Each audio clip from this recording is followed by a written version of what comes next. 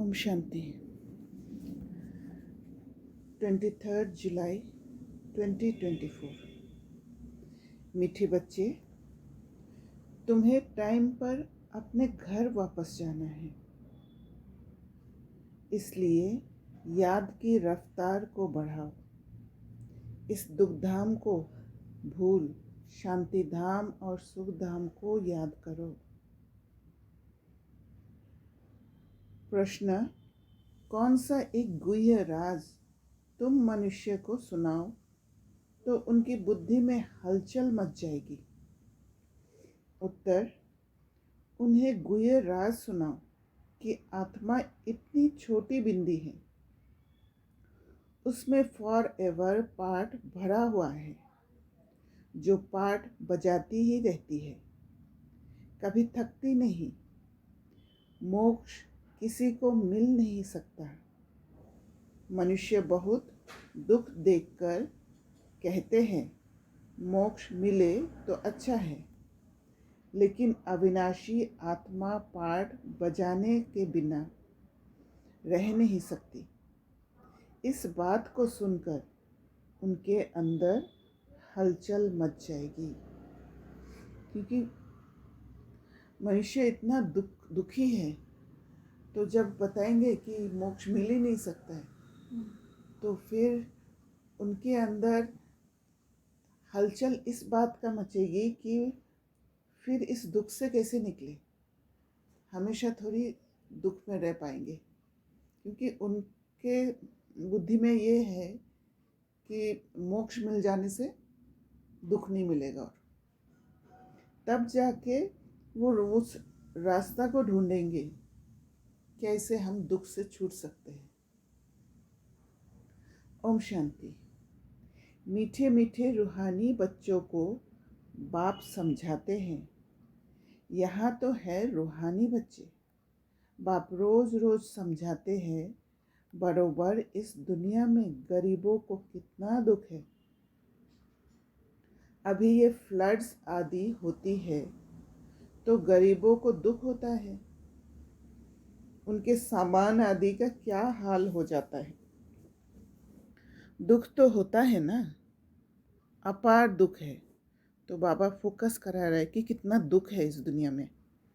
साहूकारों को सुख है, परंतु वह भी अल्पकाल के लिए। तो दुख का समय तो सबको दुख ही होगा। साहूकार भी बीमार पड़ते हैं, मृत्यु भी बहुत होती है। आज फलाना मरा, आज ये हुआ। तो जो गरीब है उनके दुख का कारण अलग होता है। जैसे सामान वगैरह सब खराब हो जाता है, फ्लड्स होते हैं, पर साहूकार क्या है, उनका ये सब चीज़ पर कंट्रोल है। फ्लड हो गया, सामान खराब हो गया तो दूसरा ले लेंगे। तो इसलिए उनके दुख का कारण अलग होता है। वो बीमार पड़ते हैं, मृत्यु हो जाता है, तो दूसरे का जब कोई नज़दीक किसी का मृत्यु होता है तो वो दुख के कारण हो जाता है। आज प्रेसिडेंट है, जैसे साहूकारों का और दुख के कारण क्या है बाबा बता रहे। आज प्रेसिडेंट है, कल गद्दी छोड़नी पड़ती है, घेराव कर उनको उतार देते हैं, ये भी दुख होता है। बाबा ने कहा है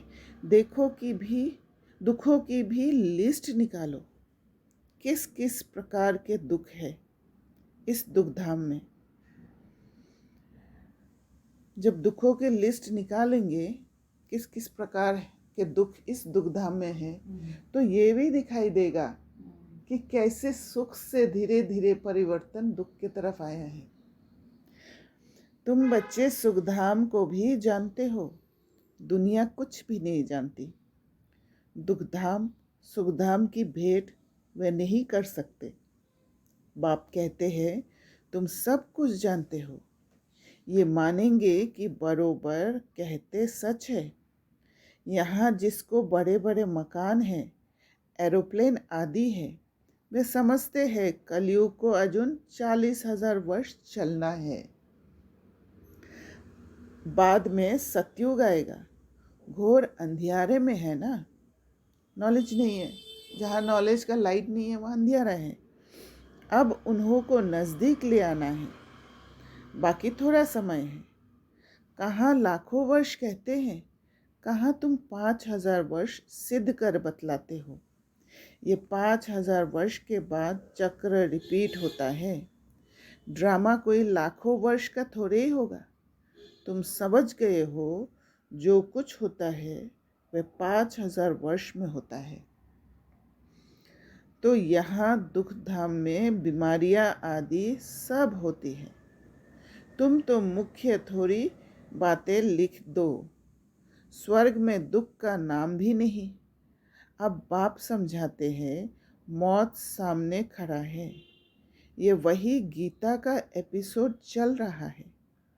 ज़रूर संगम युग पर ही सतयुग की स्थापना होगी। बाप कहते हैं कि मैं राजाओं का राजा बनाता हूँ, तो ज़रूर सतयुग का बनाएगा ना।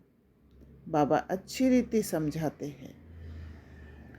अब हम जाते हैं सुखधाम। बाप को ले जाना पड़े। जो निरंतर याद करते हैं वही ऊंच पद पाएंगे। उसके लिए बाबा युक्तियाँ बतलाते रहते हैं, क्योंकि सुखधाम में ले जाने के लिए, दुख से छुड़ाकर सुख में ले जाने के लिए एक बाबा ही है। बाबा को ही वो रास्ता पता है, इसलिए बाबा को ही ले जाना पड़ता है। याद, उसके लिए क्या करना है, याद की रफ्तार बढ़ाओ। जो हमें दुख से छुड़ा के सुख में ले जाएंगे उसको याद करना पड़ेगा। जब याद करेंगे तभी उस रास्ता को समझ में आएगा। क्योंकि जब हम बाबा को याद करते हैं तो हम बाबा के मन से सिंक्रोनाइज हो जाते हैं, ट्यून हो जाते हैं। और जब बाबा के मन से ट्यून होते हैं तब जाके बाबा जो रास्ता बता रहे हैं हमें दुख धाम से सुख धाम में जाने का, वो हमारे बुद्धि में आएगा, हम समझ पाएंगे। कुंभ के मेले पर भी टाइम पर जाना होता है। हाँ, जब कुंभ का मेला होता है तो मेले में भी टाइम पर जाना होता है। ऐसे नहीं कभी भी चले जाए। तुमको भी टाइम पर जाना है, घर टाइम पर ही जाना होगा। ऐसे नहीं कि जल्दी जल्दी जाकर पहुंचेंगे, एडवांस जाकर नहीं पहुंच सकते हैं। नहीं, ये जल्दी जल्दी करना अपने हाथ में नहीं है। ये तो है ही ड्रामा की नूंद। महिमा सारी ड्रामा की है। यहाँ कितने जीव जंतु आदि दुख देने वाले हैं। सतयुग में ये होते नहीं। अंदर ख्याल करना है, ये अंदर ख्याल करना चाहिए, वहाँ ये होगा। तो बाबा कहते हैं सतयुग तो याद आता है ना। सतयुग की स्थापना बाप करते हैं। पिछाड़ी में सारा नटशल में ज्ञान बुद्धि में आ जाता है। और जब ज्ञान बुद्धि में आ जाता है तब सतयुग की स्थापना हो जाती है। जैसे बीज कितना छोटा, झाड़ कितना बड़ा है, वह तो है जड़ चीज़ें, ये है चैतन्य। तो बीज क्या है, नटशेल में है। पूरा झाड़ का जो भी इंफॉर्मेशन है वो बीज के अंदर समाया हुआ होता है। तो वैसे बाबा कह रहे कि पिछाड़ी में नटशेल में ज्ञान बुद्धि में आ जाता है। इनका किसको पता नहीं है। कल्प की आयु लंबी चौड़ी कर दी है। भारत ही बहुत सुख पाता है तो दुख भी भारत ही पाता है। बीमारियां आदि भी भारत में अधिक है। यहाँ मच्छरों सदृश मनुष्य मरते हैं क्योंकि आयु छोटी है। यहाँ के सफाई करने वालों और विलायत के सफाई करने वालों में कितना फ़र्क है। विलायत से सारी इन्वेंशन यहाँ आती है। सत्य का नाम ही है पैराडाइज। वहाँ सब सतोप्रधान है। तुमको सब साक्षात्कार होंगे। ये है अब संगम युग, जबकि बाप बैठ समझाते हैं, समझाते रहेंगे, नई नई बातें सुनाते रहेंगे। बाप कहते हैं दिन प्रतिदिन गुह्य गुह्य बातें सुनाता हूँ। आगे थोड़ी पता था बाबा इतनी बिंदी है, उनमें सारा पार्ट भरा हुआ है फॉरएवर। तुम पार्ट बजाते आए हो, तुम किसको भी बताओ तो बुद्धि में कितनी हलचल हो जाएगी कि ये क्या कहते हैं। कितनी छोटी बिंदी में सारा पार्ट भरा हुआ है, जो बजाते ही रहते, कब थकते नहीं हैं, किसको भी पता नहीं। क्योंकि इस दुनिया में तो पार्ट बजाते बजाते थक जाते हैं, और बाबा कह रहे कि पार्ट बजाते बजाते थकते भी नहीं हैं। अभी तुम बच्चों को समझ पड़ती जाती है कि आधा कल्प है सुख, आधा कल्प है दुख। बहुत दुख देखकर ही मनुष्य कहते हैं इससे तो मोक्ष पाले, है ना। क्योंकि दुख से परेशान हो जाते, थक जाते हैं। जब तुम सुख में, शांति में होंगे, वहाँ थोड़ी ऐसे कहेंगे। ये सारी नॉलेज अभी तुम्हारी बुद्धि में है। तो जब सुख होता है तब क्या कहते हैं कि और थोड़ा समय बीते, और थोड़ा समय, क्योंकि सुख अच्छा लगता है। जैसे बाप बीज होने कारण उसके पास सारे झाड़ की नॉलेज है, झाड़ का मॉडल रूप दिखाया है, बड़ा थोड़े ही दिखा सकते। बुद्धि में सारी नॉलेज आ जाती है। तो तुम बच्चों की कितनी विशाल बुद्धि होनी चाहिए, कितना समझाना पड़ता है। फलाने फलाने इतने समय बाद फिर आते हैं पार्ट बजाने, ये कितना बड़ा ह्यूज ड्रामा है। ये सारा ड्रामा तो कभी कोई देख भी ना सके, इम्पॉसिबल है। दिव्य दृष्टि से तो अच्छी चीज़ देखी जाती है। गणेश, हनुमान, ये सब है भक्ति मार्ग के, परंतु मनुष्य की भावना बैठी हुई है तो छोड़ नहीं सकते। अब तुम बच्चों को पुरुषार्थ करना है। कल पहले मिसल पद पाने के लिए पढ़ना है। वो भावना तो छोड़ नहीं सकते, मतलब जिसके अंदर भावना है, गणेश का, हनुमान का, जो भक्ति करने का भावना है, वो छोड़ नहीं सकते। वो अपने आप छूटेगा जब ज्ञान भरेंगे अंदर, जब समझ आएगा कि भक्ति में ज्ञान नहीं है और ज्ञान ही मुझे आगे बढ़ाएगा, ज्ञान ही मुझे दुख से छुड़ाकर सुख में ले जाएगा, तभी जाके छूटेगा। वो ज़बरदस्ती नहीं छुड़ा सकते। तो बाबा कहते हैं तुम जानते हो पुनर्जन्म तो हर एक को लेना ही है। सीढ़ी कैसे उतरे हैं ये तो बच्चे जान गए हो। जो खुद जानते हैं वह औरों को भी समझाने लग पड़ेंगे। कल पहले भी यही किया होगा। ऐसे ही म्यूज़ियम बनाकर कल पहले भी बच्चों को सिखाया होगा। पुरुषार्थ करते रहते हैं, करते रहेंगे। ड्रामा में नूंद है। तो जो समझेगा अच्छे से बात को, वो दूसरों को समझाएगा। पर अगर नहीं समझा तो उनको अंदर डर लगेगा, क्योंकि खुद ही नहीं समझे हुए हैं, तो दूसरों को समझाने का दिल ही नहीं होगा। ऐसे तो ढेर हो जाएंगे। गली गली, घर घर में ये स्कूल होगा। है सिर्फ धारणा करने की बात। बोलो तुम्हारे 2 बाप हैं, बड़ा कौन ठहरा? उनको ही पुकारते हैं रहम करो, कृपा करो। बाप कहते हैं मांगने से कुछ भी नहीं मिलेगा, हमने तो रास्ता बता दिया है। तो भक्ति में मांगते ही तो है, तो वो मांगने का संस्कार यहाँ पर भी आ जाता है। तो बाबा इसलिए समझा रहे कि मांगने से कुछ भी नहीं मिलेगा। मैं आता ही हूँ रास्ता बताने। बाबा स्पून फीडिंग नहीं कराते हैं, बाबा रास्ता बताते हैं। आप तुमको चलना होगा उस रास्ते पर, जो सबसे अच्छा चलेगा उसको उच्च पद मिलेगा। सारा झाड़ तुम्हारी बुद्धि में है, सिर्फ क्या करना है, ड्रामा को अनफोल्ड करते जाना है। बुद्धि में है सब कुछ। बाप कितनी मेहनत करते रहते हैं, बाकी बहुत थोड़ा टाइम बचा है। मुझे सर्विसेबल बच्चे चाहिए, घर घर में गीता पाठशाला चाहिए। और चित्र आदि ना रखो, सिर्फ बाहर में लिख दो। चित्र तो ये बैज ही बस है, पिछाड़ी में ये बैज ही तुमको काम में आएगा। तो ये बैज पहनने लायक बनना है। इशारे की बात है, मालूम पड़ जाता है बेहद का बाप ज़रूर स्वर्ग ही रचेंगे।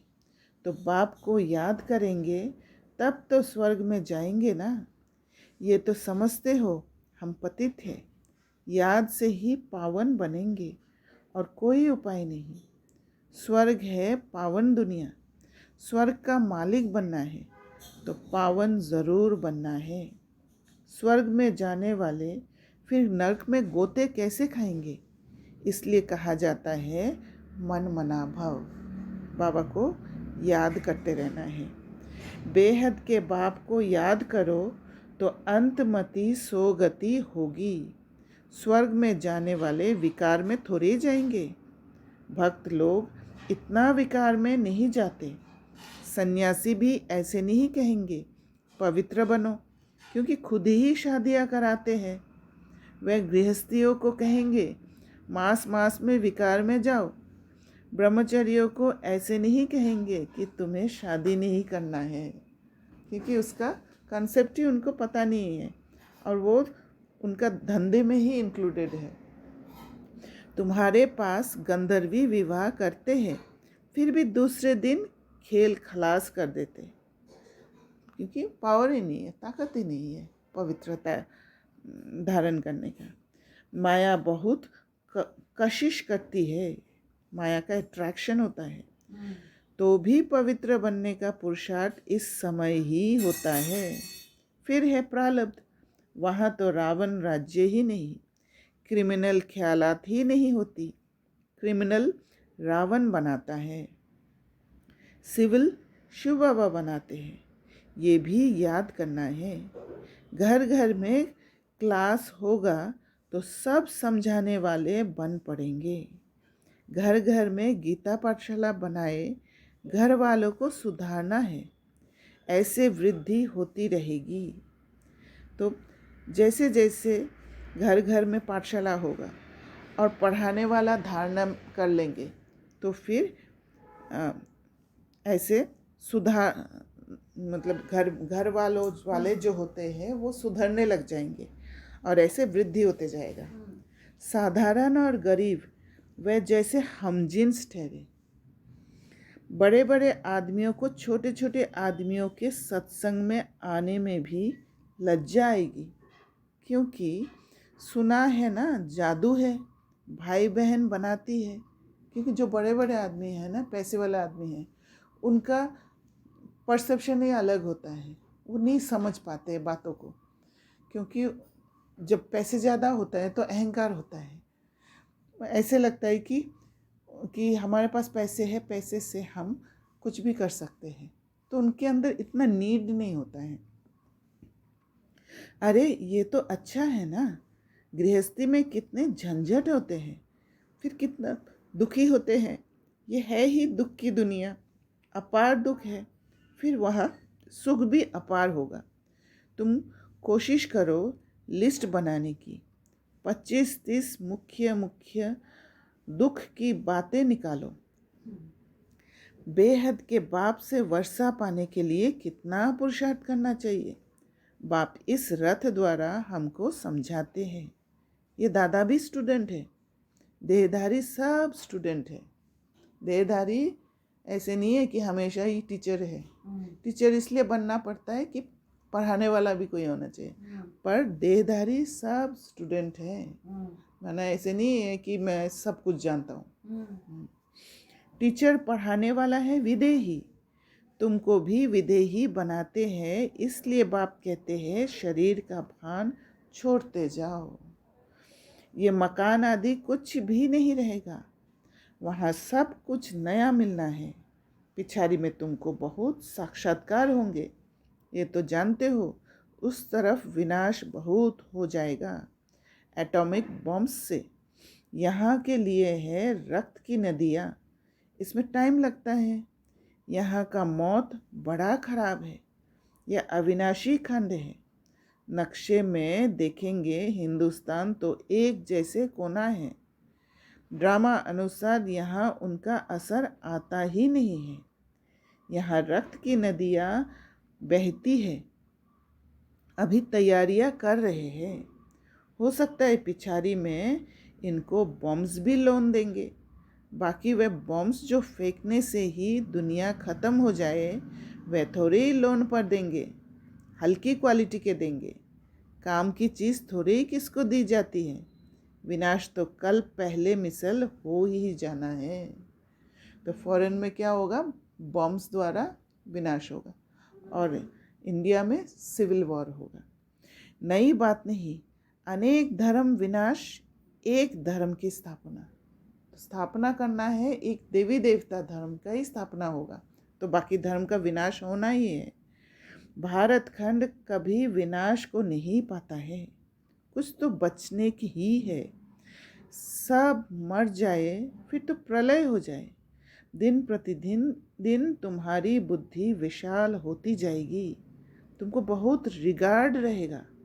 अभी इतना रिगार्ड थोड़ी है, तब तो कम पास होते हैं, क्योंकि ज्ञान समझ में नहीं आता है अच्छा से, इसलिए बुद्धि का डेवलपमेंट नहीं होता है, इसलिए उस ज्ञान के प्रति इतना रिगार्ड नहीं है।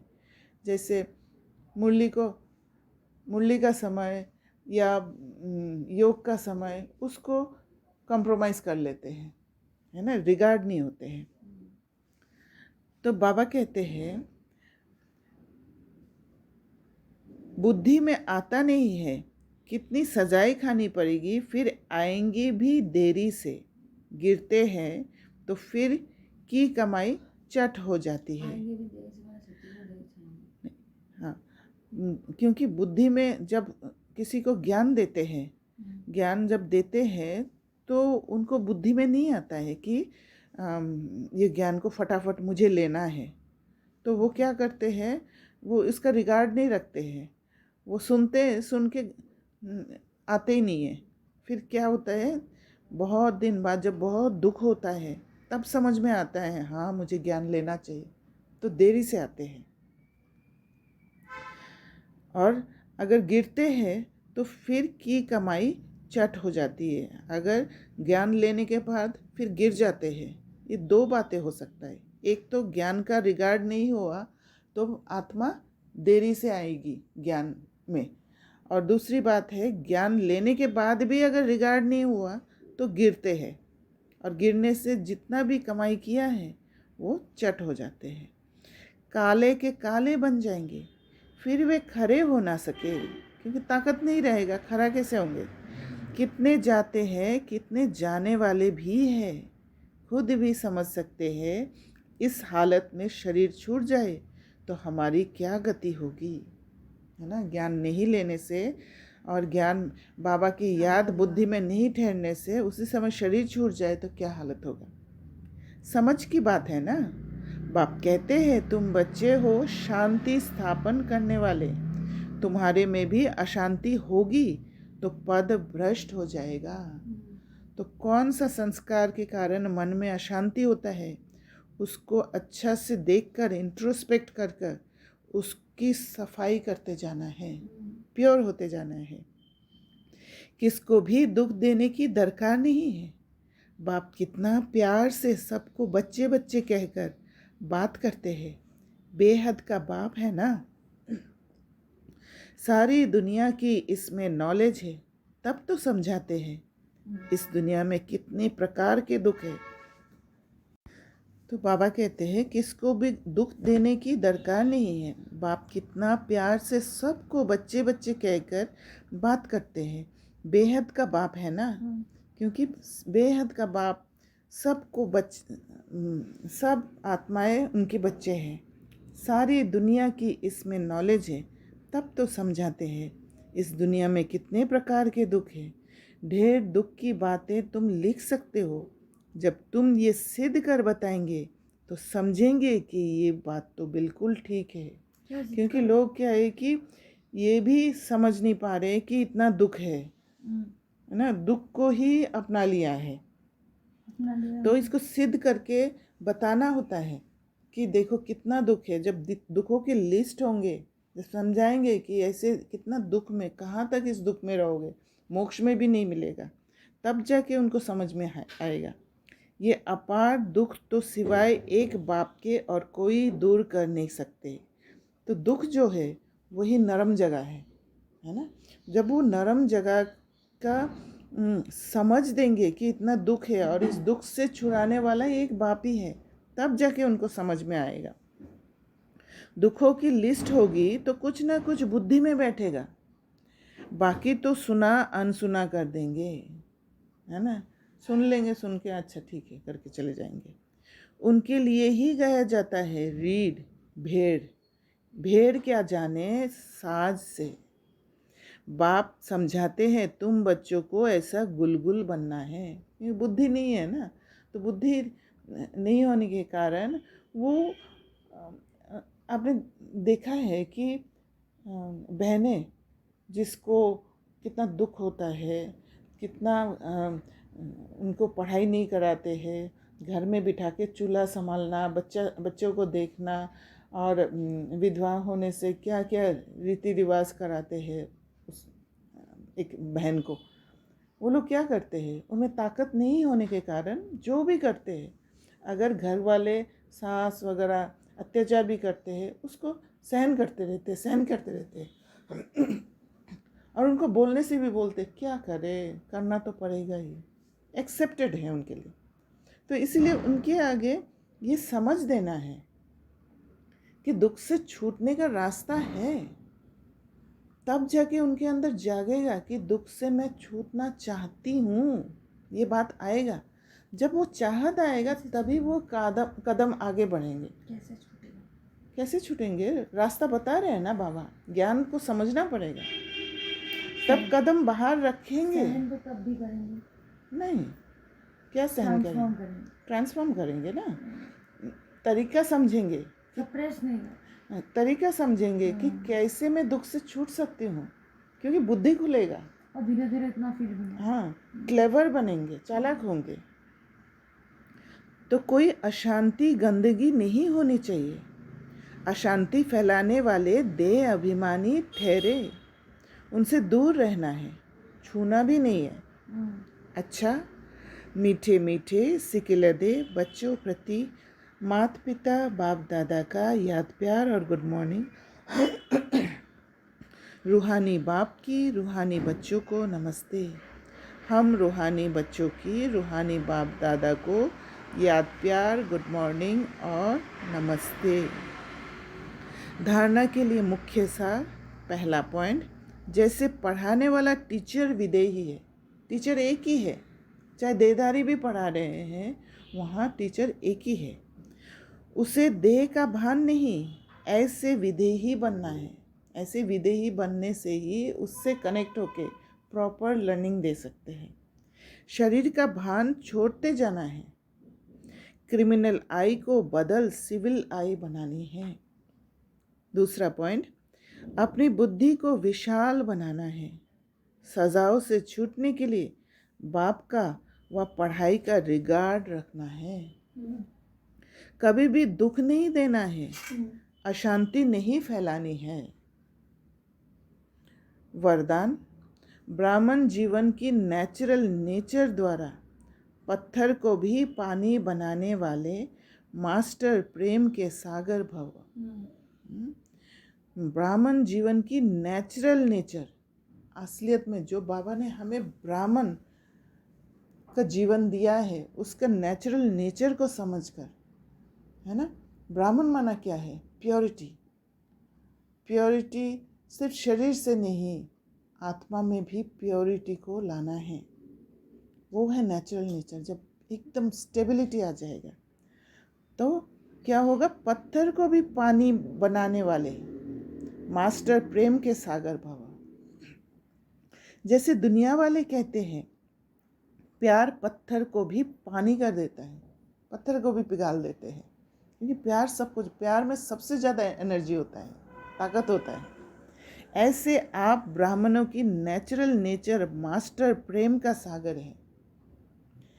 आपके पास आत्मिक प्यार, परमात्म प्यार की ऐसी शक्ति है जिससे भिन्न भिन्न नेचर को परिवर्तन कर सकते हो, है ना। भिन्न भिन्न आत्माओं का भिन्न भिन्न नेचर हो रखा है, क्योंकि इस जर्नी से जब क्रॉस हुए हैं एक एक जीवन में पाठ बजाते बजाते, तो भिन्न भिन्न दर्द लेके गुजरे हैं और उन दर्द के हिसाब से आत्मा के अंदर इम्प्योरिटीज़ आके फिर वो नेचर बन गया है। तो उससे भिन्न भिन्न नेचर को परिवर्तन करने के लिए उनको आत्मिक प्यार देना ज़रूरी है। और आत्मिक प्यार जब देंगे तब परमात्म प्यार को भी ट्रांसफ़र कर सकेंगे, शक्ति भर सकेंगे। जैसे प्यार के सागर ने अपने प्यार स्वरूप की अनादि नेचर से आप बच्चों को अपना बना लिया, ऐसे आप भी मास्टर प्यार के सागर बन विश्व की आत्माओं को सच्चा निस्वार्थ आत्मिक प्यार दो, तो उनकी नेचर परिवर्तन हो जाएगी। बाहर से प्यार नहीं, आत्मिक प्यार। क्योंकि आत्मिक प्यार ऐसा है जो हो सकता है बाहर से उस देहदारी को समझ में ही नहीं आए, क्योंकि देहभान में होता है तो आत्मिक प्यार समझ में नहीं आता है। पर आत्मा को जब उस प्यार से ताकत मिल जाता है तब आत्मा उस दुख से छूट जाती है। जब दुख से छूट जाएगी तो वो आत्मिक प्यार का अनुभव होगा, वो आत्मा को ज़रूर होगा, भले बाहर से समझ में आए नहीं आए। स्लोगन: अपनी विशेषताओं को स्मृति में रख, उन्हें सेवा में लगाओ। क्योंकि विशेषता जो होता है उसको सेवा में लगाना बहुत इजी होता है, वो अपना चीज़ होता है। जो भी विशेषता मेरे अंदर है उसको सेवा में लगाओ तो उड़ती कला में उड़ते रहेंगे। जहाँ कोई चीज़ सेवा में लगाते हैं, अपना कोई संस्कार, अच्छे संस्कार सेवा में लगाते हैं, तो वो सेवा के कारण किसी को खुशी मिलता है, किसी को ताकत मिलता है, तब वो ब्लेसिंग के रूप में आता है। और ब्लेसिंग के रूप में जब आते हैं तो उड़ती कला में रहते हैं, प्रोग्रेस होते रहते हैं उस आत्मा को। अच्छा, ओम शांति।